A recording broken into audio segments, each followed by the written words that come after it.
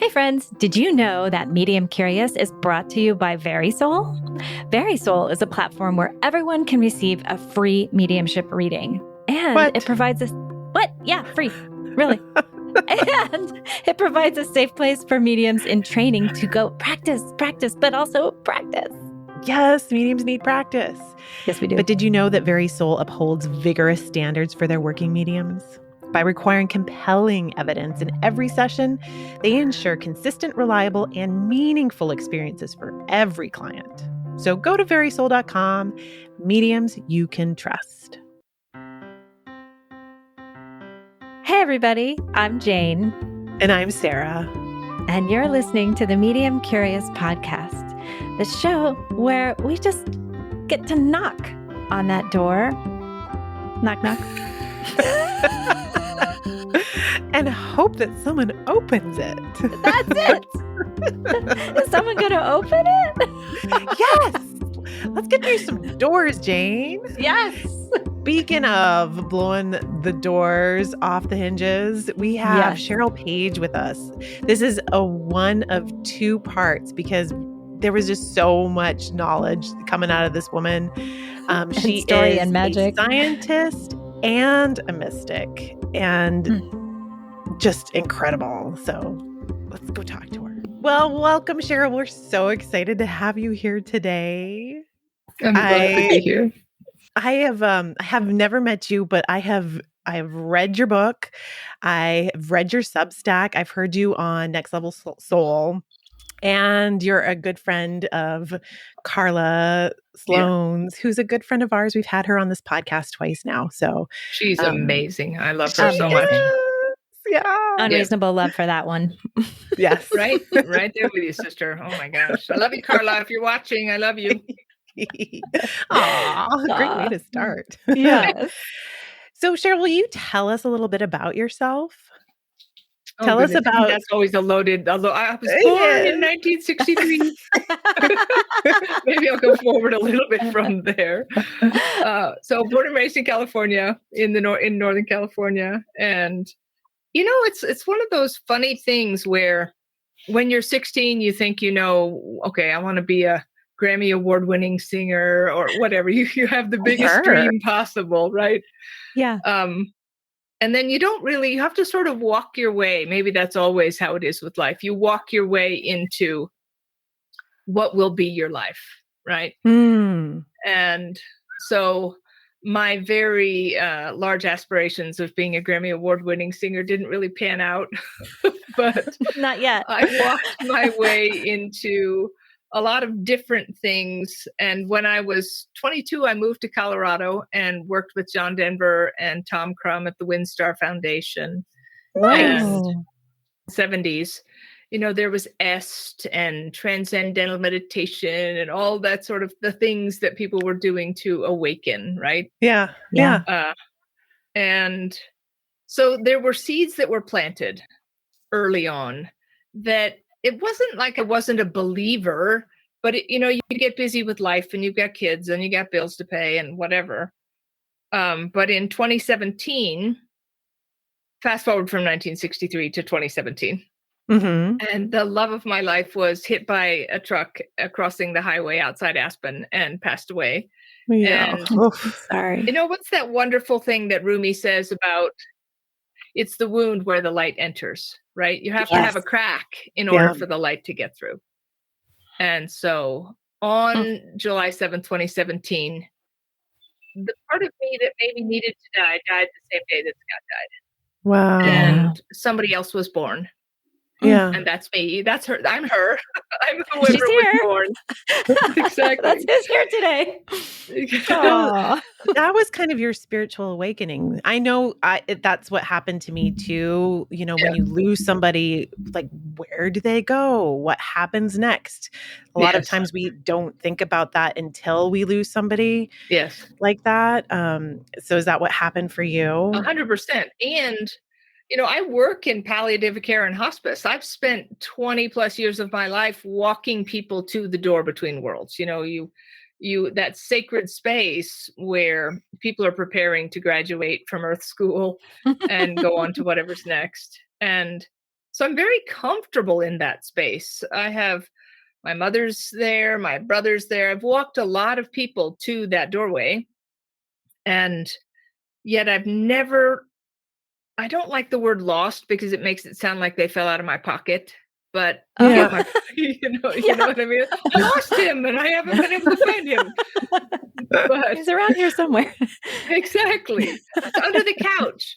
He probably is. He's somewhere else too. Right next to you on the couch.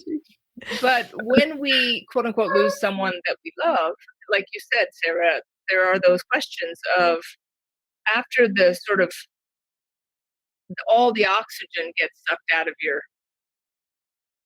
reality, when there's not like you're back to stasis, there's a new normal, but you start to ask maybe bigger questions. I was asking bigger questions than I had previously asked. And yet I had it's kind of like, do you remember that movie? It's like Apollo 16 or whatever, where the astronauts are stuck in space, right? Yeah. Oh. And so the guys at Cape Canaveral know that they're stuck up there. And Ed Harris, or whatever the actor's name was, says, get me every single thing that isn't nailed down that's in that space capsule, because that's all they have to get themselves home. So give me the jigsaw puzzle pieces so we can help them to figure out how to get home. Put on the table every single thing that they have access to. And so to me, all I had was the jigsaw puzzle pieces, but essentially the Ed Harris in this example is Scott on the other side, saying she's stuck out there in space. She has no idea how she's going to get to how she can contact me. Give me everything she's got, her library, so that I can get her space capsule from the great beyond back to connecting with Scott. Yeah. And if you don't know what you don't know, then you're sort of dead in the water, right? That's right. So how do I construct the apparatus, or how do I recalibrate my central nervous system, upregulate my five senses? Because we have our physical senses and we have our etheric senses. Mm-hmm. How do I enhance my etheric senses if I'm not going to be able to see him? I was hoping for an apparition, got no apparition. But if I can't see him with my five physical senses, how do I upregulate my etheric senses? So you had an understanding that was something that you needed to do. What led you to... I didn't know how to do it. But you didn't know how to do it. But what made you think that you could even do that? Because a lot of people don't even know that they I don't know that I knew, but it was all I was operating on a hypothesis, which was he was a force of nature and he could not have been extinguished. So if it was possible, I was going to find a way. Let's just talk a second about how you're also a scientist. So your brain works in a certain way, right? Yeah. Where you have a hypothesis. Yeah. Right, exactly. Not everybody has a hypothesis, but I do. Yes. There's something we love about you, Cheryl. So did you get signs from him in the beginning that made you think that it was possible that he was still around? Well, that makes it sound way easier than it actually was. Initially it was like, send me aside, send me aside, send me aside, send me aside. And nothing seemed to be happening. But here's the thing. The teachable moment here is it wasn't that nothing was happening, is that I wasn't acclimated to that level of sight. Oh. Right?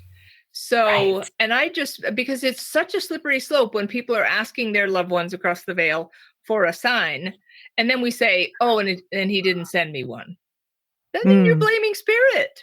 Yeah. Don't put the onus on them. Put the onus on you. Yeah. I'm sure you tried. I'm sure I missed it. Let's try again. So assume that they're trying is just, I have to just digress to say, assume they're trying, assume you're not figuring it out. And so, but as you've read the book, Sarah, you know that, historically, I have lived in a world of the Newtonian truth binary. True, false. Yes. And most of us, that's the world. Is that true? Is that not true? Right. And yet I knew if I was going to have room to make the voyage, the odyssey toward Scott, I needed a third option so that I could stay open. Kind of like, that rubber wedgie thing that you use to keep a door open that locks automatically? Yes, the rubber wedge, yes. Yeah. I needed a spiritual rubber wedge. Oh, love that. So that I could prop the door open, because as soon as it's like those stupid locks like at university where the door closes and it's locked, Yeah. so right. And so I needed the spiritual rubber wedgie. That sounds funny. I needed that spiritual wedge, and that wedge for me was what if? What if it's real? What if it's not? What if he's here? What if he's not? Right. What if I'm crazy? So you're leaving the potential. Yes. Yes. And I think that anytime, whether you are a neophyte just starting out on this journey, or you're Suzanne Giesemann, or somebody who's far down the Dalai Lama, farther down the path, it's still prudent, because we all are products of this Western culture that is still very addicted to answers. Yep. And if we could let go of our death grip on the need for certainty and sort of relax into, what if that was him? What if that wasn't? There's something that becomes possible if we can sort of live in the question, rather than I'm only seeking. You know how it is. You show up, welcome to first grade. Here's the book. All the answers we want you to have are in the book. You read the book, you memorize the answers, you get an A on the test. You don't need to look anymore. Yeah. Right. And there's this thing that, so in answer to your question, I didn't know what I didn't know, but I knew that he couldn't be extinguished. So yes. What's the scientific method, right? You ask a question, is this possible? And then you go and you review the existing data. Yes. What does the world say about the continuity of consciousness? What about near-death experiencers? What about mediumship? And after you review the existing data, then you form your hypothesis. Yes, it is. Continuity of consciousness is real. Mm-hmm. And can I access it? There's your question. And so you form an experiment about how you're going to test that. You test it. Then you look at the data and you share the data. Right? So can't help myself, but it's I needed to find a scaffolding, because if you're going to build something and you don't want it to fall over in the process, you've got to have scaffolding, right? To sort of shore up, like the spiritual flying buttresses, like on Notre Dame. You've got love that. Right? Yes. I love that, though. We got to write that down. Spiritual flying buttresses. Well, luckily we're recording, so you got scaffolding. Support structure. Yes. So I just started to experiment. Sorry, but tell us about your experiments. That's it. That was my next question, was like, I'd love to hear what that means for you. Like, how did you experiment? What was your... Well, the interesting thing is, and I think if we learn to pay attention, notice how we say that. We don't say live attention. We don't say give attention. We say pay attention. That would imply that there is a cost. Right? We have to spend the time, pay. We have to spend the time paying attention. And Scott was doing backflips to make his presence known. But I was still suffocating on my grief. Yeah. And so, but amazing things, like you can't make this stuff up kinds of things, started to happen well before. So he passed in July of 2017. And someone, Suzanne Giesemann, had been in Colorado. And I found out like the day after she left, kind of thing. And so I did some research on her, and I thought, okay, this woman is left-brained enough for me. Yeah. She's not woo-woo at all. Not woo-woo at all. So I decided, even though I knew that the waiting list was 2 years long, I decided to send an email and put myself on the waiting list. And knowing that if it took 2 years, I was still going to be interested. I was a woman on a mission to find Scott. Oh, yeah. And so she sent me the name of someone else who could do a reading sooner, and I had that reading. But 2 weeks after I sent the email to Suzanne, she called me on the phone. What? And she said, I've had a cancellation and you're supposed to have a reading. Oh my God, chills. That's the jackpot. Thank you, Scott. Yeah. Well done, man. Yeah. Yeah. Wow. And so again, you know how it is. I was determined that she wasn't going to be able to Google me. What do I know? But so I made up an email address to send the email, and Oh, that's always so funny. And a lot of effort. And right out of the gate at the reading, she said, don't hold your hopes out for names. I don't get names. I don't know why, but I don't get names. So straight out of the gate, she goes, Scott.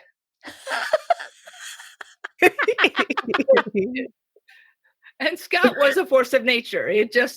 So she came up with where he died, how he died, that he used to live in France, that he used to play semi-pro baseball, on and on and on. Whoa. And so at the end of the reading, I said, okay, it sure appears that you connected with him. How do I connect with him? Because I don't want to spend the rest of my life going to mediums. Yeah. And she said the one thing I hope she wouldn't say. Meditation. Uh-huh. The dreaded meditation. No. But she totally changed the paradigm for me. She said, no, you need to think about it differently. She said, prayer is asking and thanking. Meditation is listening.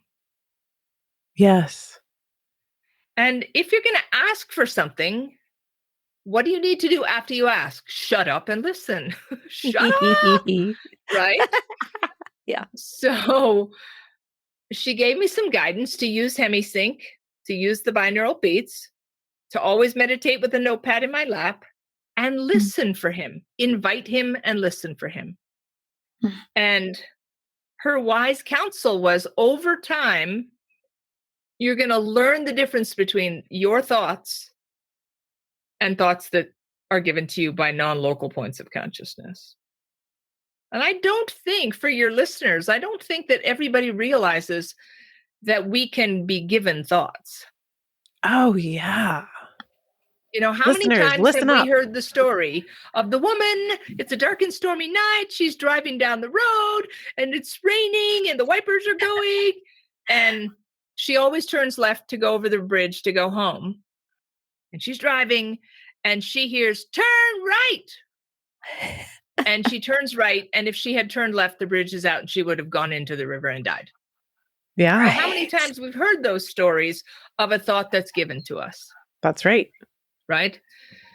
So she was right. Over time, it started out really sloppy and you don't know why you're writing down what you're writing down, but there was evidence of his presence and him giving me thoughts rather than me having thoughts. If I think a thought about something that I couldn't possibly know, all I can say as a scientist, I can't say it's definitely Scott. What I can say is me, not me. Yes. That's right. Yep. So I had plenty of not me. Yeah. Yes. Yeah. That's the discernment. And that's brilliant that you've explained very precisely how you get that discernment is you practice. You listen. And you and I both know that there are people like me who say, I can't meditate. Mm-hmm. So I'm about to solve that problem for everybody. Okay. Okay. And we can pretty much turn the recorder off after that because that's what everybody needs. So I generally don't do math in public. So don't freak out. But here's the math. A plus B equals C.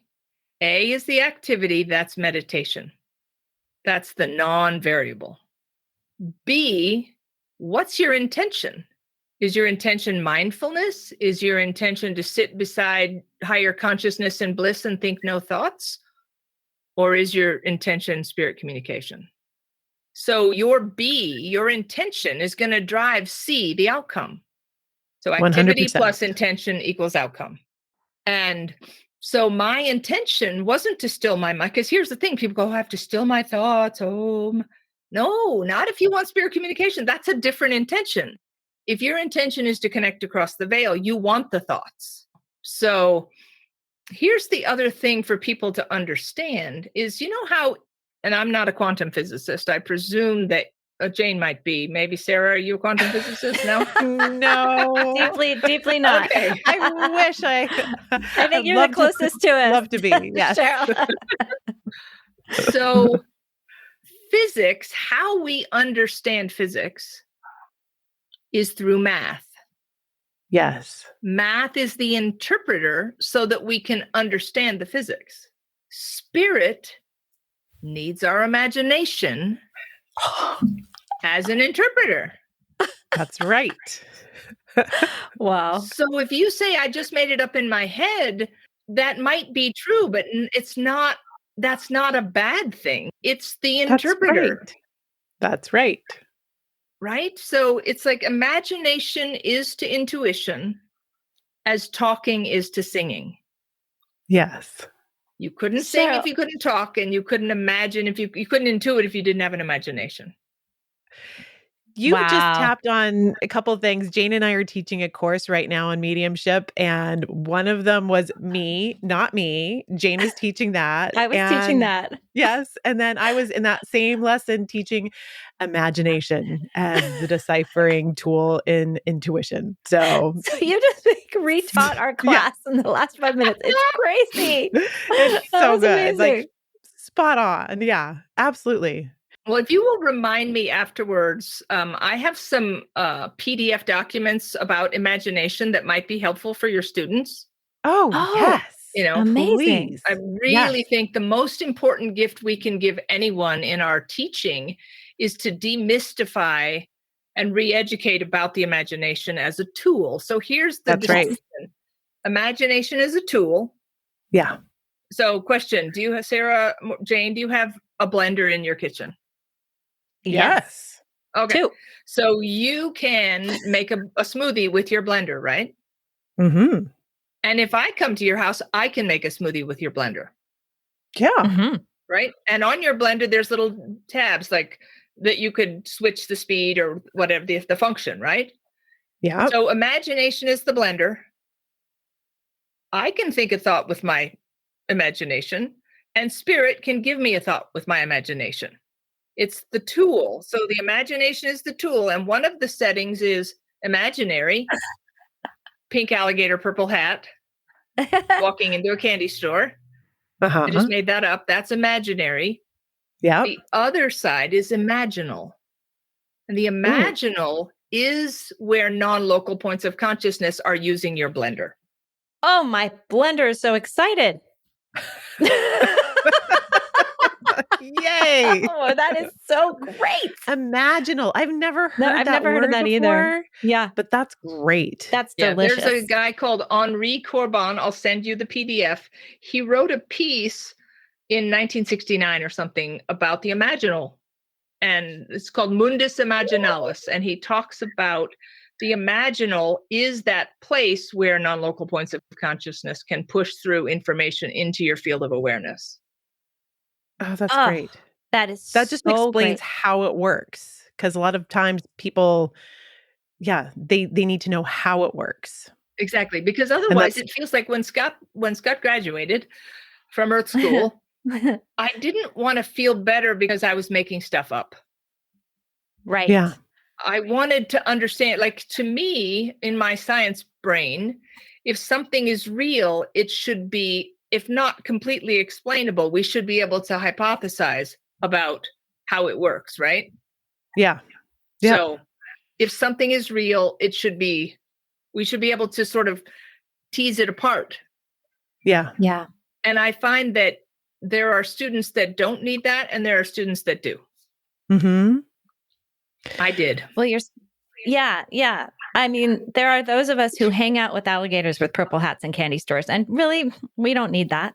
But then there's like the Sarahs who are like more left brain or trained that way. And I heard you talk about that in that Next Level Soul podcast about just let's spend our training. That is our whole kind of context for the world. It's like A plus B equals C, and C is visible, or you can hear it, or you can touch it, or your five senses are involved in the truth. Yes. Right. Yes. And so you're opening this up using that same method, which is so exciting for all of the left brain folk. And no wonder he was able to get through to Suzanne Giesemann to get to you, because like, that's like your BFF, right? Like that's exactly. She was the perfect portal for your brain. And so I'm personally so excited for all the science brains that are listening, because I know it's just ringing in their bodies. Like everything you're saying is so like, delicious, like that smoothie. Yeah. Give me that smoothie. Give it. When you realized that you could communicate not only with Scott, was that question put in your head, who else can I communicate with? Well, it's really, I mean, that would make me seem smarter than I actually was at that time. So Suzanne says, always meditate with a notepad in your lap. Use the hemisync, listen for him, invite him, listen for him. And so I started my listening practice. I call meditation listening practice, because if I call it meditation, I'm automatically intimidated. Yeah. But listening practice, I can do that, right? So I'm in my listening practice. Started on November 7th, 2017. And every day I'm just like shopping list. I'm writing down things have my eyes closed, have a thought, open my eyes, write it down, close my eyes. I tried the write with your eyes closed. That's dumb. You just keep writing over the same thing you just wrote. So, but here's the benefit of you're quiet. You've got the hemisync, you got your notepad, you have a thought, you open your eyes, you write it down, you close your eyes. You don't think about what you wrote down. You just write it down. That's right. Don't just be distracted. So then you go back, have another thought, open your eyes, write it down. And the benefit of that, and I only realized it in hindsight, is when you do that, you're teaching yourself to hold the state with your eyes open.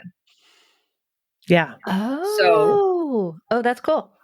Now I can be cooking dinner and get information because I've trained myself to receive with my eyes open, right? So it's November 7th to the Wednesday before Christmas, 2017. This is such a great story. And it's 10 o'clock at night, because pretty much single mom, full-time job, you got before the kids get up and you got after they go to bed. So I'm meditating and I hear in my mind's ear, Christopher Tesla, 1954 airplane. Open my eyes, write it down, close my eyes, whatever. I finish the meditation. But then I'm looking at this Christopher Tesla, 1954 airplane, and I got nothing. What's that? But okay, guide me to my ask. I always have an ask. Guide me to the message you want me to find. And so I go to Google and I type in Christopher Tesla, 1954. And up pops the obituary of a man in Rhode Island who was born in 1954, died in like 2014. And so I'm thinking, okay, but what about the airplane? So I go back to Google, one more down. There's another guy, same name. He's a jet airline pilot. And then I go, and I tie together that the jet airline pilot is the son of the other guy, right? Wow. So now I'm still sitting there going, what does that have to do with anything, right? So now they're not really in my ceiling, but I have to have a place to put them. So I've got Scott. And at that point, I think spirit helps us. And I was really agitated by not being able to tell who was talking. So Scott, with my eyes closed, would give me sparklers of blue. And my friend John would give me sparklers of purple. And now I've got this other guy who's sparklers of yellow, Christopher Tesla. And so I'm like, and what do you want me to do with this? And if anybody was in the room watching, they would know that I was insane, right? So the Christopher Tesla guy says to me, it's Christmas. You got to call my family. You got to tell them I'm still right here and I love them and Merry Christmas. And I say, you're smoking crack, because I'm totally not doing that. I am totally not doing that. I don't know these people. They're going to think I'm crazy. They're going to think I want something. No. And so I said, I'm going to bed. So I go to bed. I get up, and there's Larry, Curly, and Mo in my ceiling, right? And you gotta call my family. You gotta call my family. And Suzanne's book, Still Right Here, had just come out at that point. I hadn't read it. It come from Amazon. It was sitting on the bed in front of me. And so I pick up the book and I said, okay, I'm talking to them as though they're in my ceiling. I'm going to open this book to a random page. Whatever my eyes land on, no searching the page for meaning. Whatever my eyes land on has to be a sign or I'm not doing it. Deal? So I close my eyes. I fill my heart up with joy. And I open the book to a random page. And my eyes land on the phrase JetBlue Airlines. Good job, team. I guess I'm calling your family. So I had already been on the website of this jet company. This is a private jet company. So I thought, okay, I'll go on the company's website and I'll send him an email. Do a cheat, like. Sideways, so I get on there and all this, there's like sales at this jet company. It's like, fine, I'll call. So I call and I get an automated voice. Hello, thank you for calling Jet Charters. For sales, press 1. For repairs, press 2. For Chris, press 3. So I'm thinking, cool, I get to leave him a voicemail. So I press 3 and he answers the phone. Oh, no. So I'm pointing at the ceiling. You better freaking help me with this. That's right. So at that point, I ran a cancer center, the research in a cancer center here in Colorado. So I put on my most professional, I work in a cancer center voice. Hello. Yes. My name is Cheryl. I work in a cancer center in Colorado. I was wanting to send you a private email, but I can't find your email address on the website. I was wondering if you would share it with me. And I promise I'm not a crazy person. And so he laughs and he says, sure. And he gives me the email address. And I'm saying, thanks so much. Goodbye. I'm like, I'm ready to hang up. And he goes, do you mind if I ask what it's in regards to? So I only lied a little bit because I didn't want to just burn the house down, right? So I said, well, it's in regards to your father. And I think we might have a friend in common because who knows, maybe his dad knew Scott or my friend John. So, but I'd feel better if I could just send you the email. You don't have to answer me back. I'm just compelled to share the information. Nice. And so you know how guys are. Sure. Okay, great. Looking forward to it. Goodbye. So we hang up. I type this whole email and Scott died and mediumship and Suzanne and listening and Christopher Tassel 1954. Yeah. Right? So I point at the ceiling there. I did it. I'm going to work. So I go to work. 2 hours later, my phone rings. And it's the sister of the guy I talked to, the daughter of the man in my ceiling. Oh. And she's crying. Yeah. Oh, my goodness. And she says, Cheryl, every Christmas since my dad died, he shows up at Christmas time to let us know he's still right here. And this year, you're the messenger. Oh, my God. I'm sobbing. That's so good. And so that was the beginning of me going, okay, so it's more than just Scott. Yes. But it was through a lived experience that I was given that information. Oh, that's such a good one. So good. Oh, man. And you kind of didn't want to, but you did anyhow. So good for you. But it opened the door to a possibility, right? That's right. Yeah. Yeah. Oh my gosh. This happens to Sarah where she'll get like random names and then look them up on Google only to figure out like who that Google's is. Great. Yeah. I mean, why not use Talk the about technology? an oracle. I think that's part of it. 100%. Yeah. Oh God, it's going to take me a minute to recover from that story. It's incredible. So speaking of technology, can you tell us a little bit about how you use technology, Cheryl? So I have to go back to, again, so if we have people in spirit that we love and a medium can connect us with those people. Yes. Then we should be able to extrapolate in a responsibly scientific way that if those points of consciousness, your grandmother, my beloved, my mom, my brother, if a medium can connect with those points of consciousness, then we can extrapolate that we should be able to connect with any point of consciousness. Yeah, that's right. And so at some point, Suzanne said to me, Cheryl, you can connect with anyone. So because I don't have to get on the evening news and prove it to anybody, I would just experiment. Yes. And so, sometimes I would invite them in. Mr. Tesla, do you have a gift of wisdom? Like the first time Mr. Tesla showed up, that was unexpected. Oh my God, this is an amazing story. So it's a digress, but I think people learn through stories, so it's important. Absolutely. Yep. So November 7th, I start my listening practice. Now we go forward to August of 2018. I'm sitting there, my HemiSync, my notepad, blah, blah, blah, not thinking about Nikola Tesla. I didn't really know a lot about him. And there he is. And so it's like, hello, thanks for stopping by. If I don't have to prove it on the evening news, I can just take the ride, right? That's right. 100%. What if he's really here? So at that point, I was working on an early iteration of the book, and in the title was the word infinity. And he says, if you're going to use the word infinity in your title, you need to understand what infinity is. And so I said, well, if we could back up a second, if you could give me some evidence that it's you, that would be helpful because I'm learning. 100%. And so he says, I used to live in Colorado Springs. And all I knew was he was Serbian American, died in New York, energy, frequency, vibration. That was pretty much the sum total of what I knew about him. And so because I'm pain in the butt, I said, yeah, right. Like, what are the chances of that? And he goes, look it up. Yes. So because I can hold a state with my eyes open, I open my eyes, I open my laptop, I type in Nikola Tesla, Colorado Springs. Sure enough, he used to live in Colorado Springs. Like, all righty then. Thanks for validation.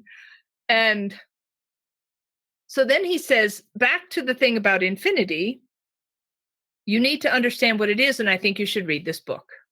And he gives me the name of a book.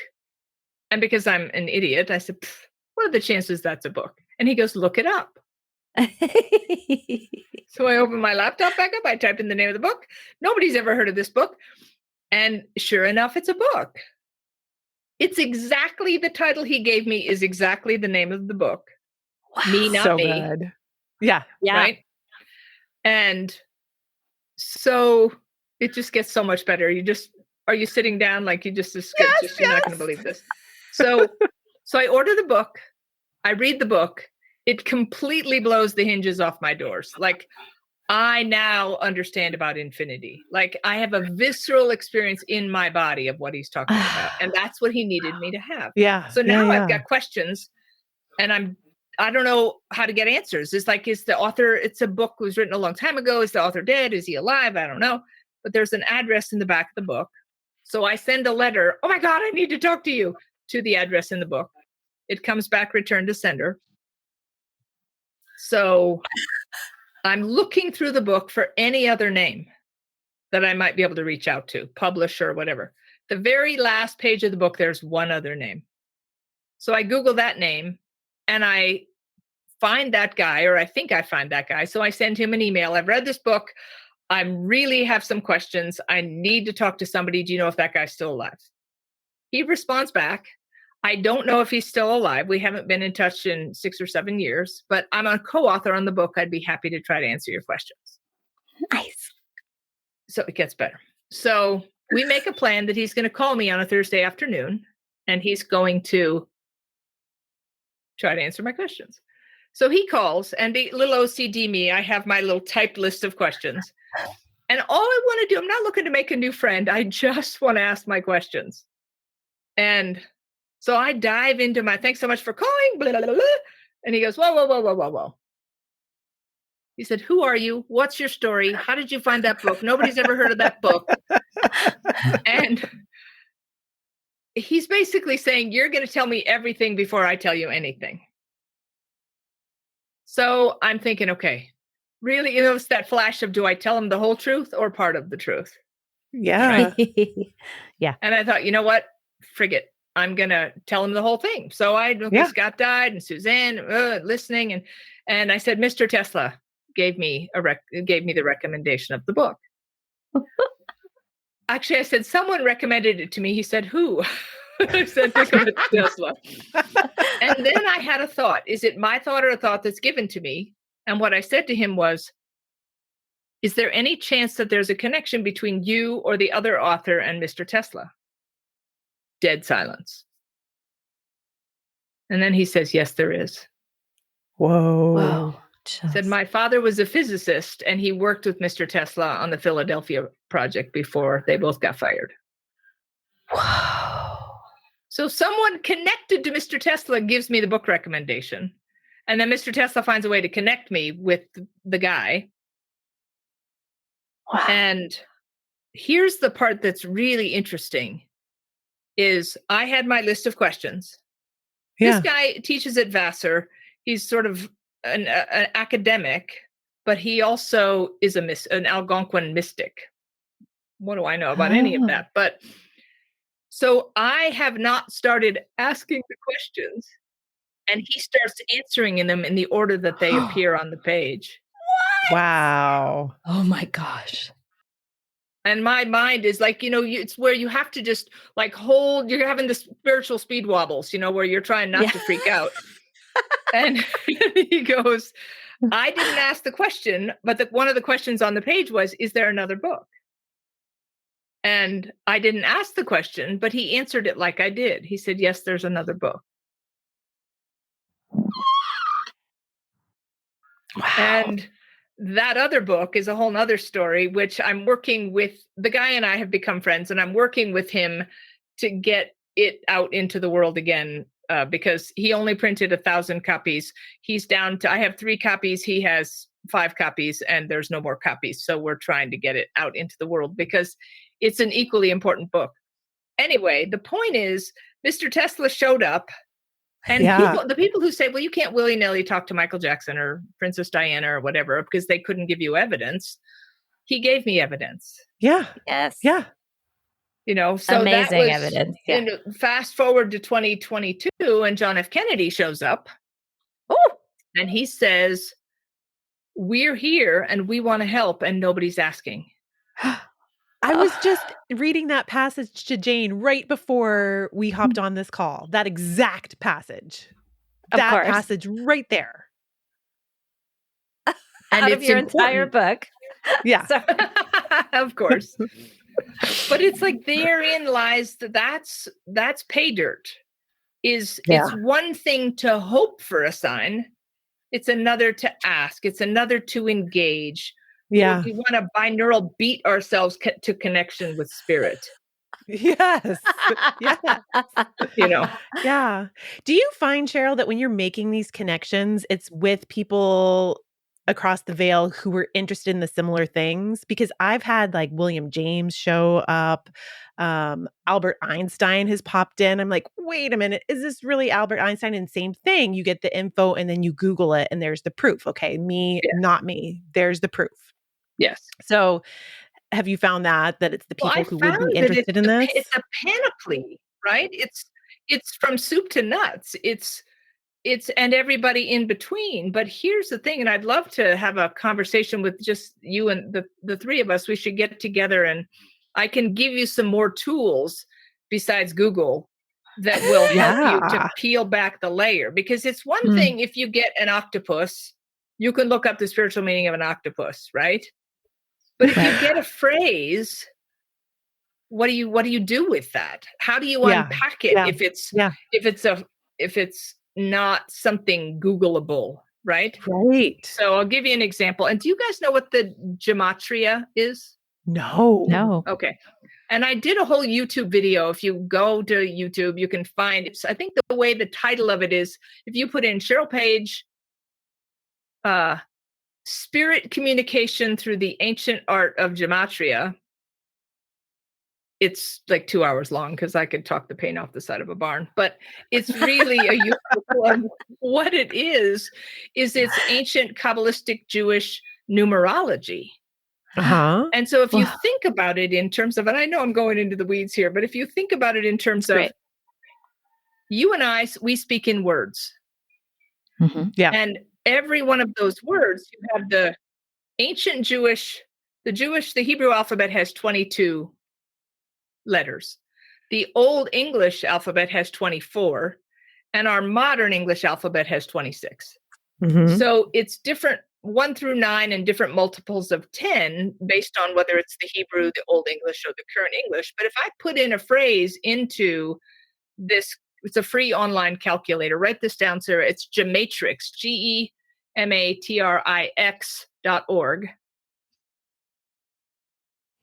And so basically, if I put in a phrase, and again, if I can think a thought or spirit can give me a thought, then if spirit gives me the thought, they already know. If I'm conditioned to use that calculator, I put in Sarah and Jane love marshmallows. They already know that the mathematics mean that this evidential result is going to show up. Oh, it's so fun. It's so fun. So I'll give you an example from a reading I did, because I don't normally use it during readings, but I was doing this reading for a woman called Carla, of course, and her friend's name was Jane in spirit. So I was doing this reading for Carla, who wanted to hear from her friend Jane in spirit. And so Jane comes through, and Carla is in her 70s, but Jane died when she was 60. And they'd been friends since they were born, their whole life together. And so she's talking about, racing cars with the boys and kissing behind the barn. And every Friday night, Chex Mix, fuzzy slippers, bathrobes, curlers in their hair. And she says, oh my God, that's exactly what we did every Friday night, our entire teenage years. And then I hear Jane say to me, put it into the gematria. And I know what she means. It's their names. But here's what she said. So Friday night, bathrobes, fuzzy slippers, Chex Mix, playing gin rummy. Right? And so then Jane says, put it into the gematria. And I knew she meant Carla and Jane. So I put in real time Carla and Jane into the gematria, and what comes up is gin rummy. No way. Oh, that's so cool. Unbelievable. Oh, that is so cool. And so it's one of those things, there's a whole bunch of stuff that doesn't apply to you, but all you need is the one that does, right? Oh, that's so fun. Oh my God. So here's the out of the ballpark, drop you to your knees. You won't believe it. So if I can talk to anyone, there's a medium in England that's tried to get me. She channels a collective consciousness called the white-winged collective consciousness of 9. Her name, I resisted reading her books for a long time because her name is dumb. And I said, Scott, her name is dumb. I'm not reading her books. And he kept saying, you got to read the books. You got to read the books. You got to read the books. Her name is Magenta Pixie. Yeah. I'm thinking, right? That would have been me too. I'd been like, no. Yeah. But after 2 months of resistance, okay, I read the books. Anyway, so she channels the white-winged collective consciousness of 9, right? So I've now read the books. And so one day I'm sitting down to meditate, and I hear, okay, maybe today I'll ask the white-winged collective consciousness of 9 to meditate with me, right? So I asked the white-winged collective consciousness of 9 to give me a gift of wisdom. And so it's not always this way for me, but it's like I'm in a movie. I'm watching a movie of me in a movie, and I'm walking down a busy city street, like in San Francisco, and I'm passing a phone booth. And they say to me, step into the phone booth to answer the ringing phone. And so I open my eyes and I start to write down, step into the phone booth and answer the ringing phone. They said, no, that's not what we said. Step into the phone booth to answer the ringing phone. So I write that down. I finish my meditation. Now I'm looking and I've got this phrase. I can't Google this, right? Yeah. So, but I have the gematria as a tool. So I go to the gematria and I type in, step into the phone booth to answer the ringing phone. And I kid you not, the thing that came up was, we are the white-winged collective consciousness of 9. What? I lost my mind. Yeah. I lost my ever-loving mind. I just thought I had to call everybody. I was goosebumps to this day. Okay, wait. Okay. Sorry, your mic did the thing just a second ago, Cheryl. So I'm going to be able to edit. Yeah, mic drop. Like your mic was like, I can't. It's too much energy. Yes, that was a mic drop for sure. So if I could just hit pause for a sec. We are basically at time, Sarah, but of course I have no desire to ever stop this conversation ever. Oh, listeners, as you've heard, this woman is incredible and there's so much goodness that we are going to come back next week with her. Sarah, can you stand it? Yeah, we couldn't just end this episode right here. No. So part 2 coming up next week. We love y'all. Can't wait to love y'all. Have you back. See you next week. Very Soul is our sponsor for Medium Curious. Jane and I are both Very Soul mediums. Oh, yes, we are. verysoul.com, y'all. Inspired by spirit, guided by love, and brought to life by mediums. Woo! Woo! We can't help it. The woo just comes out of us. Yeah. Medium Curious is made possible by Jane Morgan Editing. Sarah Rathke made the amazing music. Mixed by podcast engineers. And you can help Medium Curious by downloading the episodes. And following our socials. And the dogs under the desk in Hawaii are Kalea and Domino. And Trixie in California.